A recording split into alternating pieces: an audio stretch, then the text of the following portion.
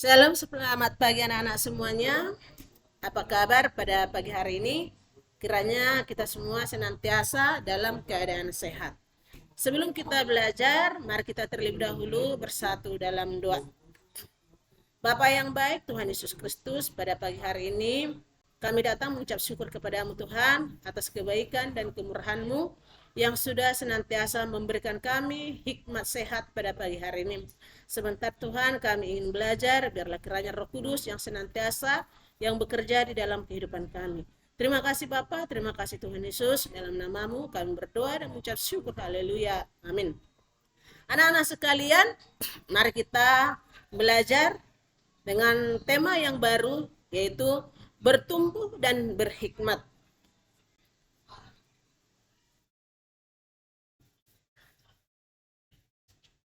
Chili Davis, seorang pelatih bisbol Amerika Serikat, pernah mengatakan bahwa dalam bahasa Indonesia diungkapkan yaitu bertambah umur sudah seharusnya terjadi. Namun menjadi dewasa adalah pilihan. Maksudnya setiap orang pasti bertambah usianya. Setiap hari, bulan, minggu, dan tahun. Usia kita tentu berjalan terus. Kita tidak mungkin menghentikannya sampai tiba waktunya. Ketika kita menutup mata dan meninggal dunia kelak. Namun bertumbuh menjadi dewasa dalam pemikiran, sikap, dan perilaku adalah pilihan. Tidak setiap orang yang dewasa umurnya juga dewasa pemikiran, sikap dan perilakunya. Setiap orang harus memutuskan untuk berubah menjadi dewasa di dalam hal-hal tersebut, sehingga ia menjadi bijaksana dalam menghadapi berbagai persoalan di dalam hidupnya. Abraham Lincoln, Presiden Amerika Serikat yang terkenal itu, pernah mengatakan, yang penting bukanlah tahun-tahun di dalam hidupmu, melainkan hidup yang kamu jalani di dalam tahun-tahun usiamu itu. Di sini kembali kita melihat bahwa bukan panjangnya usia atau sejauh mana umur kita sekarang, melainkan bagaimana kita mengisi tahun-tahun usia itu dengan hal-hal yang bermanfaat bagi diri sendiri maupun orang lain.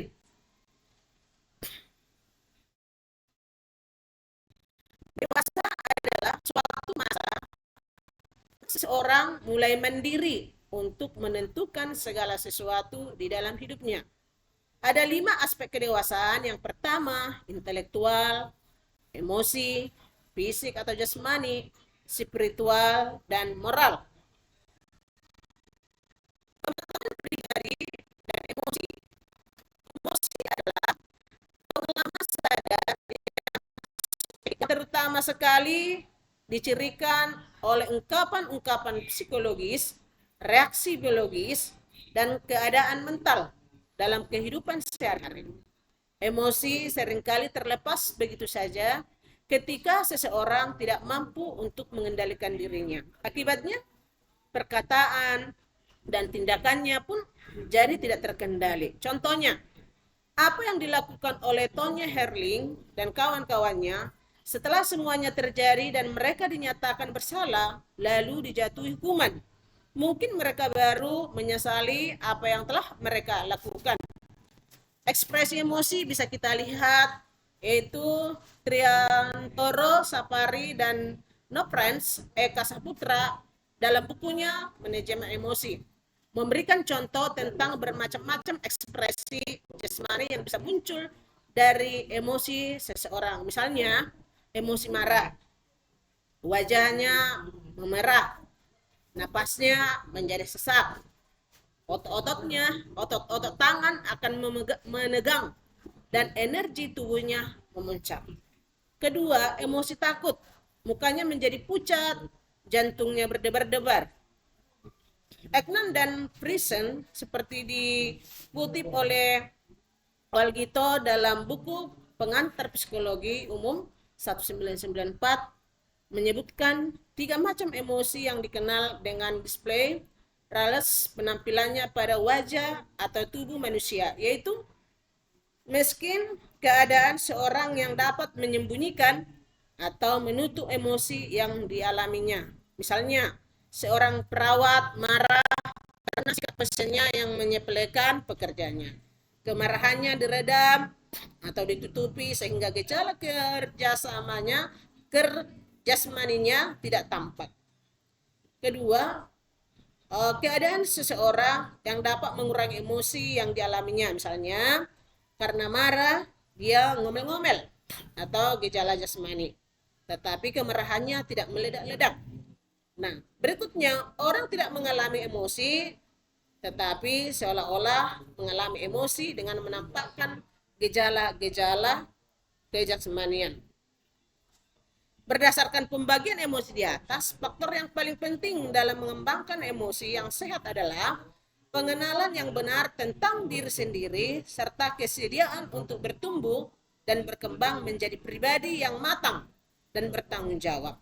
Matang artinya tidak berpikir kekanak-kanakan, hanya peduli akan kepentingan dan keuntungan dirinya sendiri. Bertanggung jawab artinya memperhitungkan setiap tindakannya, apa untung rugi dari tindakan yang akan diambil. Apakah saya akan menyakiti orang lain dengan keputusan yang saya ambil? Pada saat yang sama juga, ia akan berpikir secara bertanggung jawab atas dirinya sendiri.